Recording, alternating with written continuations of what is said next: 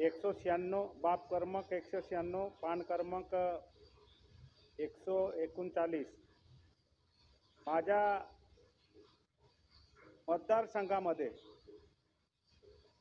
जे आरोग्याच्या अक्कलकुवा तालुक्यात जिल्हा उपरुग्णालय मंजूर झाला आहे, तसंच मोलगीमध्ये जिल्हा उपरुग्णालय मंजूर करण्यात आला आहे आणि खापरमध्ये तालुका रुग्णालय मंजूर करण्यात आला आहे.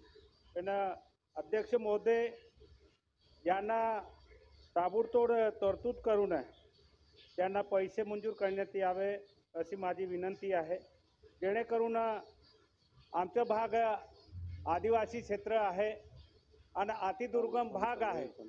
आजपर्यंत त्या भागात या आरोग्याची व्यवस्था झाली नाही, म्हणून ताबडतोब या बजेटमधून त्यांना तरतूद करून पैसे मंजूर करण्यात यावे हे माझी विनंती आहे.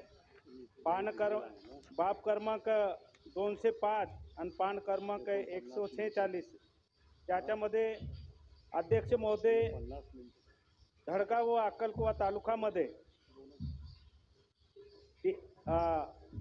उपकेंद्रे 15 मंजूर आहे, पण त्याच्यात आतापर्यंत एकही रुपया दिलेला नाही.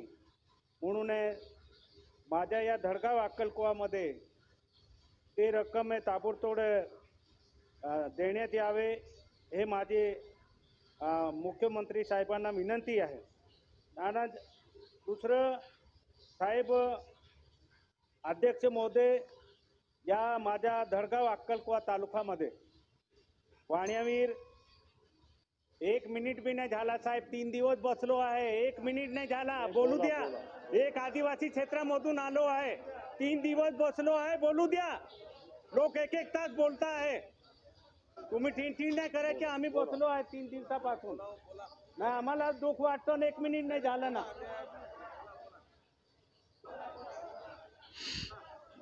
म्हणून अध्यक्ष महोदय बोलू द्या. नवीन सदस्य आहे इथे आणि आम्ही 700 किलोमीटर मधून आलो, अतिदुर्गम भागामधून. जे बोलतात त्याला कोणालाही बोलू देताना आम्ही नवीन उठलो खीण करून ठोकता साहेब, असं नाही चालणार. आम्ही एक अतिदुर्गम भागामधून आलो.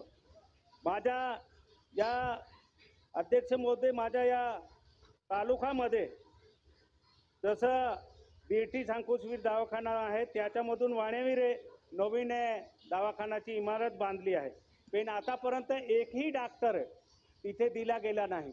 त्याच्यात दुसरं मोरांबामधून नवापाडा म्हणून दवाखाना नवीन इमारत बांधली गेली, तिथे सुद्धा एकही कर्मचारी दिला नाही. धडगाव तालुक्यामध्ये हातदोई व मोक या 2 ठिकाणी नवीन इमारत बांधल्या गेली आहे, तिथे आजपर्यंत एकही कर्मचारी नाही.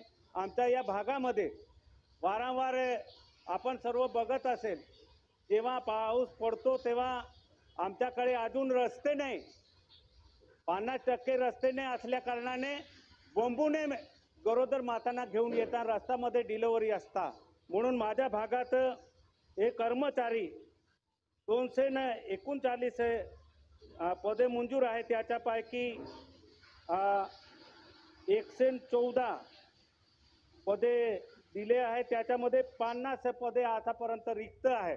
म्हणून माझे अध्यक्ष महोदय, मुख्यमंत्री साहेबांना माझी हात जोडून विनंती राहील, जे आरोग्याच्या महत्त्वाचे बाब आहे. आमच्या अतिदुर्गम भागामध्ये गरोदर माताला डिलिव्हरी असताना रस्त्यामध्ये डिलिव्हरी असता आणि म्हणून खास करून जे कर्मचारी आमच्याकडे नाही आहे आणि ते ताबडतोब भरती करून आमच्या अतिदुर्गम भागातला आरोग्याच्या प्रश्न सुटायला पाहिजे, हेच माझे हात जोडून नम्र विनंती आहे. धन्यवाद.